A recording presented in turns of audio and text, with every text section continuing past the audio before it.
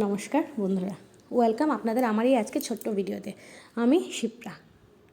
আজকে একটু অন্য স্টাইলের আমি ডিম কারি বানাইতেছি, তাই ভাবলাম আপনাদের সাথে আমি শেয়ার করি। তো ডিম কারি বানাইতে আমি প্রথমে ডিম আর আলু সিদ্ধ করে নিয়েছি। তারপরে ওইটার লেগে আমার একটা পেস্টের প্রয়োজন।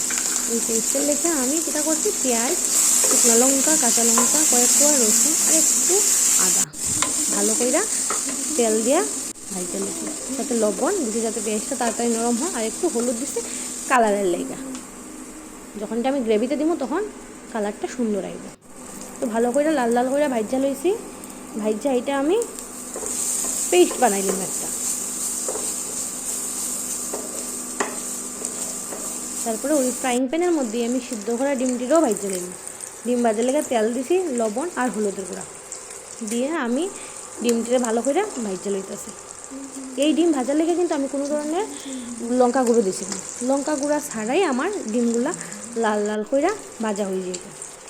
তো এই পিঠ ও পিঠ কইরা আমি ভাজছি। ডিমটি কিন্তু আমি খাইটটা দিছি। আর ওই যে আগে যে পেস্টটি ভাজছিলাম ওইটির একটা পেস্ট বানাইব, সাথে কাজু দিছি আর আলমন্ড দিছি। কাজু দিলেই হয়তো, আমার কাছে কাজু কম আসলো তাই আমি আলমন্ডটাও দিছি।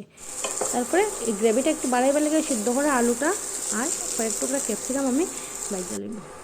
ওই ফ্রাইং প্যানের মধ্যে আবার তেল দিয়ে গোটা ফোড়ন দেওয়া নেব।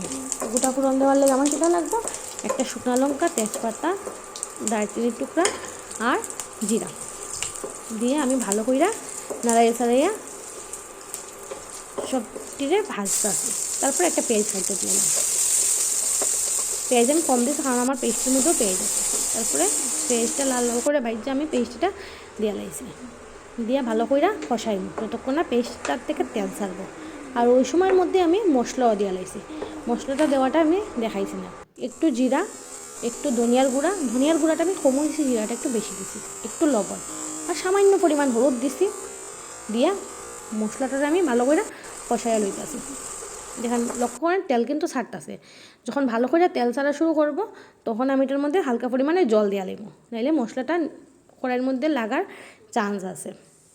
তো হালকা একটু জল দিয়ে এটা আমি আবার টানাইয়া তারপরে ক্যাপসিকাম আর আলুটা দিয়ে আবার আরেকটু সময় কষাইয়া জল দিয়ে লাইছি। জল দিয়ে ওখানটার একটু সময় জাল দিব। দেখেন তরকারিটা আমার উতরাই গেছে। তারপরে আমি এক এক করে ডিমগুলা সাইডা দিছি। তরকারিটা ভালো করে জাল দেওয়ার পর ডিমটা দিবেন, তাহলে ফ্লেভারটা একটু ভালো আসে। তারপরে আমি ডিম দিছি। ডিম দিয়ে আমি আরেকটু সময় জাল দিব তরকারিটা, যাতে ডিমে তরকারি ভালো করে ফুটটা ওঠে। দেখেন আমার তরকারিটা প্রায় শেষের পথে। তারপরে লাস্টে দিয়ে কী করছি, আমি একটু হালকা গরম মশলা উপর থেকে দিয়া নামাই দিলাম। গরম মশলা দিলাম, দিয়ে একটু সময় বয়েল করুন কইরা তারপর আমি এটা নামাই দিলাম। একবার ট্রাই করে দেখেন, এইরকম রান্না করলে খুব টেস্টি হয়। আপনি রুটির সাথেও খাইতে পারবেন, ভাতের সাথেও খাইতে পারবেন। ধন্যবাদ। নতুন যারা প্লিজ সাবস্ক্রাইব করবেন আমার এই চ্যানেলটারে।